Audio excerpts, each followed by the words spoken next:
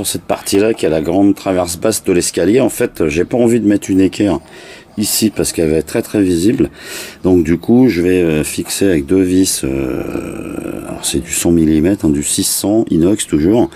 Inconvénient, là je peux traverser pour mon avant-trou, j'ai pas de problème. Par contre, je peux pas faire d'avant-trou dans cette partie-là parce que j'ai pas de forêt assez long.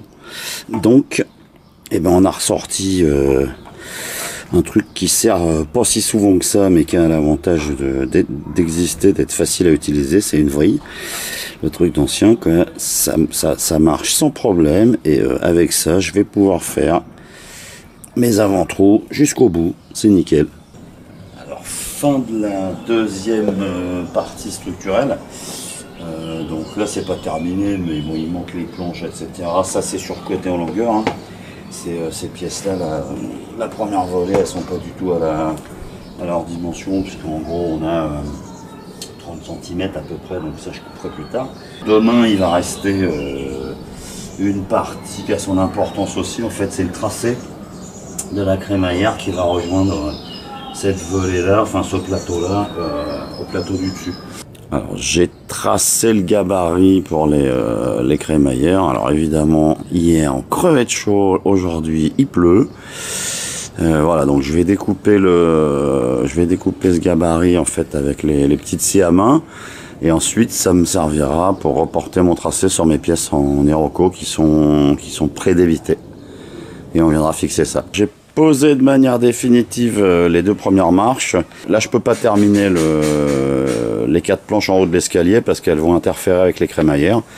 Donc la prochaine étape c'est d'abord de venir découper et fixer en place les crémaillères. Sur les pièces en Iroko, j'ai retracé à partir de mon gabarit le profil de la crémaillère et puis j'utilise la table et je coupe au trait. Il y a certaines coupes que je vais finir à la scie japonaise. Pour fixer les crémaillères, je vais mettre 3 vis en fait dans chaque poteau, ici et à l'autre bout. Donc les vis c'est du 6,60 tête fraisée, donc je vais faire 3 avant-trous un peu décalés à 6,5 de diamètre pour être sûr que ça ne coince pas. Un petit coup de fraisoir et puis on ira les présenter, marquer l'emplacement du trou et faire un avant-trou dans le poteau lui-même parce que du 6, si j'essaie d'envoyer du 6 direct dans l'Iroko sans avoir laissé la place pour l'âme, ça marchera pas.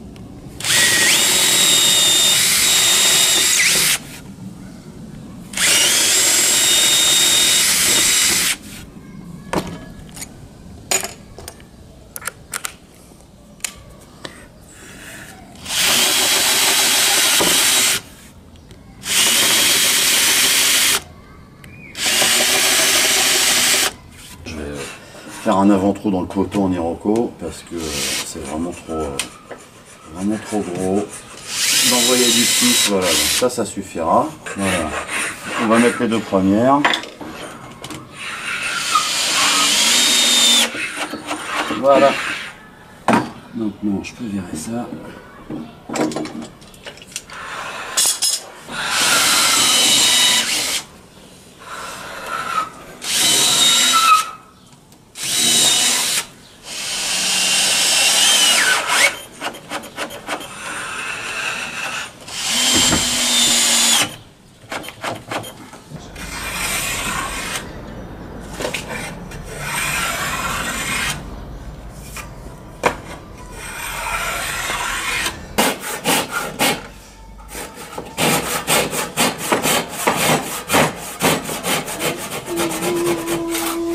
Si long que ça, hein. Non. Cette partie-là, c'est bon. J'ai mes crémaillères, donc la prochaine étape, après le week-end, on va pouvoir attaquer les deux petites marches ici et puis tout le plateau. Sur la deuxième volée, je vais avoir un petit peu de découpe, hein. Ça sera pareil là-haut, mais en haut, ça sera un petit peu plus simple. On va laisser, comme là, d'à peu près 3 cm de nez de marche. Ce qui fait que celle-ci, elle devrait venir grosso modo comme ça. Et l'autre, en fait, sa bonne position, c'est encastré au fond, donc il va y avoir un petit peu de découpe. Il faut que j'en taille sur les 70 mm de profondeur.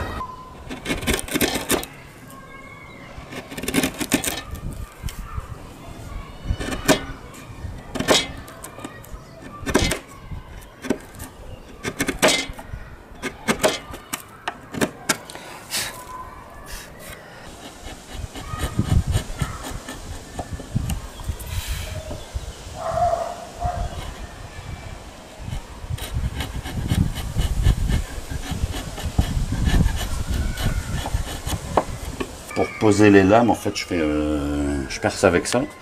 Donc c'est un truc exprès qui est pas mal foutu. Ça fait perçage, plus le fraisage pour la tête en fait dans la lame. Et surtout, il y a une petite bague en nylon qui est très bien.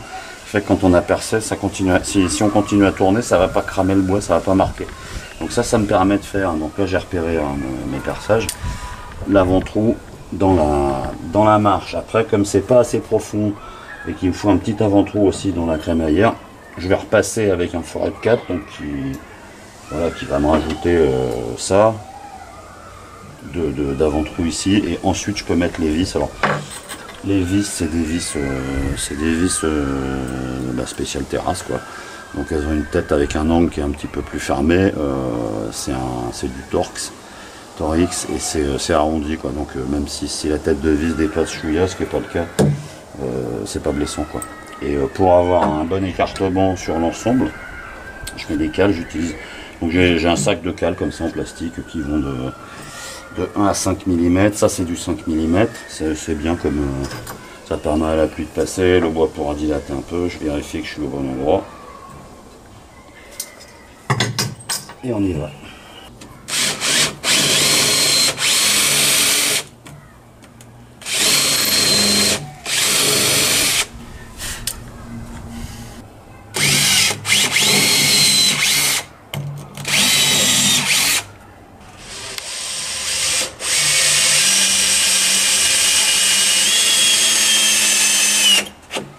Ne pas oublier le coup de gomme à la fin, tout de suite. J'ai mis les premières lames de la partie haute. Du coup, maintenant, il va falloir que je vienne les couper tout droit. Donc, je les ai laissées dépasser franchement. Elles étaient pré-débitées. J'ai mis que 2 vis par lame, justement, pour pouvoir le démonter. Comme ça, je termine les petits chanfreins qui sont pas faits de l'autre côté.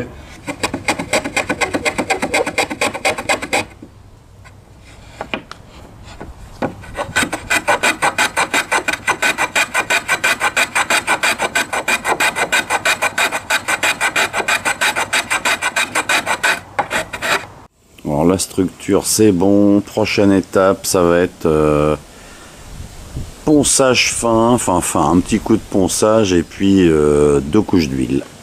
Alors fini avec la première couche d'huile, ça donne ça. Là l'huile est encore fraîche hein, donc je vais laisser sécher une journée, 24 heures en fait. Je vais repasser demain pour égrener un petit peu et mettre la dernière couche. Et ça clôturera le projet.